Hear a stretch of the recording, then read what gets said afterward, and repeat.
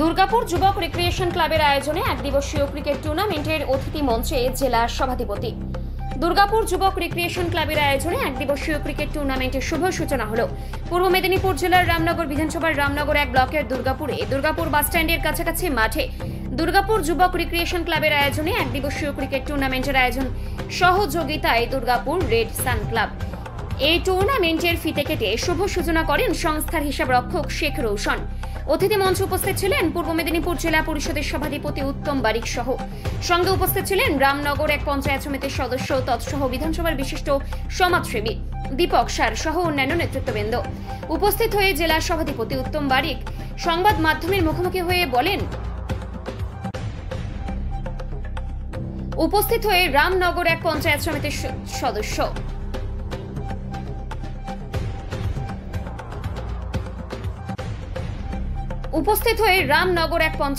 সদস্য তৎসহ রামনগর বিধানসভার বিশিষ্ট সমাজসেবী ও দীপক সার উপস্থিত হয়ে শুভেচ্ছা বিনিময় করেন এবং পাশে থাকার বার্তা দেন এবং সংস্থার শ্রীবৃদ্ধি কামনা করেন এবং অসুস্থ পরিবারকে যথাক্রমে 5,000 ও 40,000 টাকা তুলে দেওয়া হয়।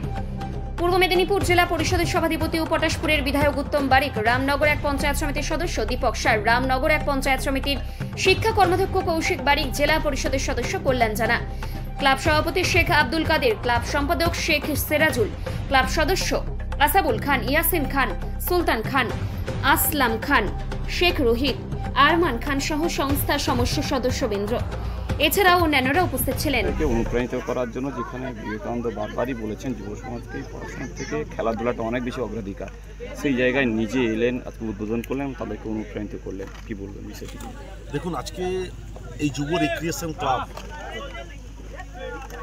প্রচণ্ড রোদ্দুরের দাবাদহে, এই দাবাদহকে উপেক্ষা করে তাদের সভাপতি সম্পাদক সহ কর্মকর্তা 22 গজের এক দিবসীয় ক্রিকেট উৎসব এলাকার ক্রিকেট প্রেমী মানুষদের উদ্দেশ্যে উৎসর্গিত করেছে এবং সাথে সাথে তারা এলাকার 2 জন দুস্থ রোগীকে, একজনকে 40,000 টাকা, একজনের হাতে 5,000 টাকা তুলে দিয়েছেন নগদ আর্থিক সহযোগিতা।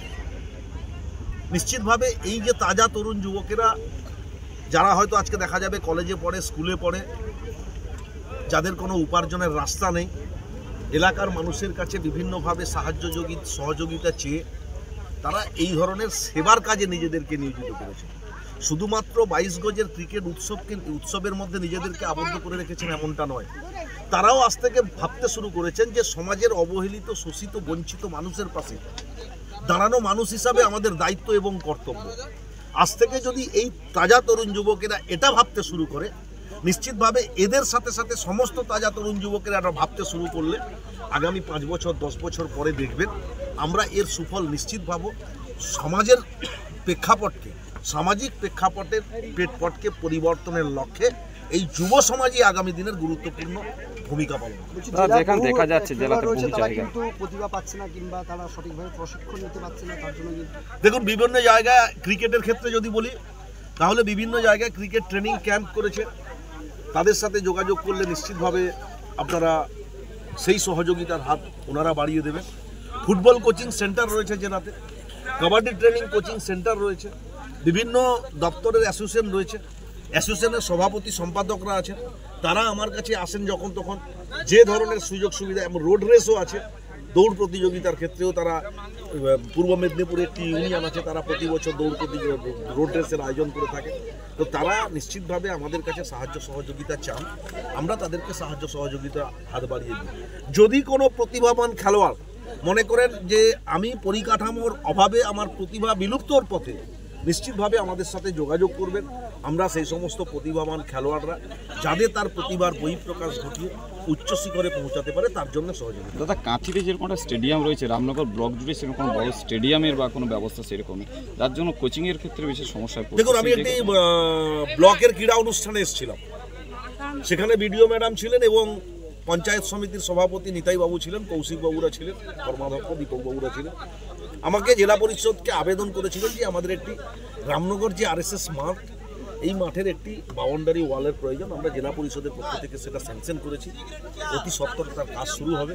নিশ্চিতভাবে সেই রামনগরের মানুষের উদ্দেশ্যে আরএসএস ময়দানকে স্টেডিয়াম হিসাবে উৎসর্গিত করতে জেলা পরিষদ কাজ শুরু করেছে।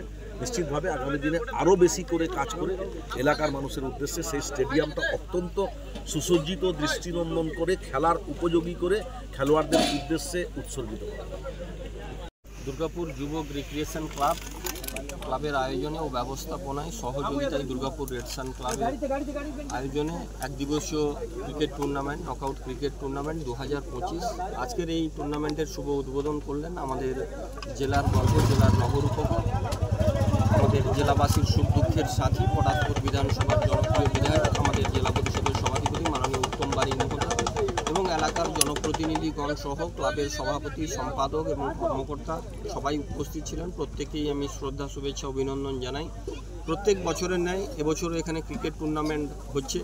8 থেকে 80 সবাই খেলা দেখে আনন্দ উপভোগ করেন এবং এলাকার বাসী প্রত্যেক বছরই তাকিয়ে থাকেন এখানে কবে টুর্নামেন্ট হবে। তাই আমি সবাইকেই আহ্বান জানাবো, জাতি, ধর্ম, বর্ণ নির্বিশেষে আপনারা সবাই আসুন, এই টুর্নামেন্ট দেখুন এবং অংশগ্রহণ করুন।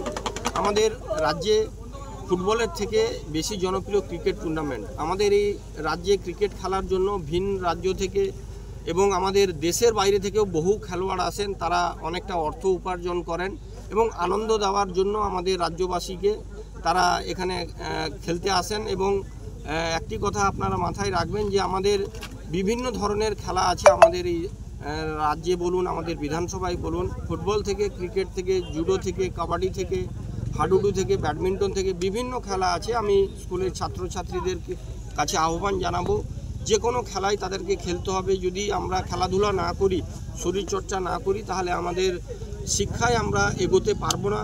তাই খেলাধুলার মধ্য দিয়ে শরীর চর্চা হয়, শরীর গঠন হয়, মন ভালো থাকে, সর্বোপরি শারীরিক এবং মানসিক বিকাশ ঘটে। এবং এলাকাবাসীর কাছে আহ্বান জানাবো, প্রত্যেক বছর আপনারা যেভাবে সহযোগিতা আশীর্বাদ করেন, এবছরও এই ক্লাবকে সহযোগিতা আশীর্বাদ করবেন। আমার পক্ষ থেকে সব রকম সহযোগিতা এবং আমি পাশে থাকার অঙ্গীকার করছি। দাদা, বলছি এই সংস্থা বরাবর অবশিষ্ট পরিবারের পাশে থাকে, এটা কেমন চোখে দেখছেন? এটি একটি মহান উদ্যোগ। এই ক্লাবকে দেখে রামনগর বিধানসভায় বিভিন্ন ক্লাব, বিভিন্ন স্বেচ্ছাসেবী সংস্থা তারাও উদ্যোগ নেবে যে দুর্গাপুর যুবক রিক্রিয়েশন ক্লাব যে নতুন দিশা দেখিয়েছে। আমরা মানুষ হিসাবে আমাদেরকে আরও মানবিক হতে হবে। আমাদের সমাজে কোনো জাতিভেদ থাকবে না। আমাদের সেই ইসলাম ধর্মের মানুষের কোনো অনুষ্ঠান হলে আমরা ঈদ বলুন, মোহরম বলুন, যে কোনো উৎসবে আমরা সেখানে গিয়ে সামিল হই। আবার অপরদিকে হিন্দু ধর্মের মানুষের মধ্যে দুর্গাপুজো, কালী পুজো, সরস্বতী পুজো, তারাও দেখবেন আমাদের এই পুজোয় কে সম্পাদক, কে সভাপতি আছে, তারাও সহযোগিতা করেন। তাই আমাদের রামনগর বিধানসভা একটি সম্প্রীতির জায়গা, আমাদের মধ্যে কোনো ভেদাভেদ থাকবে না। তাই সবাইকে নিয়েই আমরা আর আগামী দিনে আরও বেশি করে এগিয়ে যাব। আমার নাম দীপক সার, সদস্য, রামনগর 1 পঞ্চায়েত সমিতি।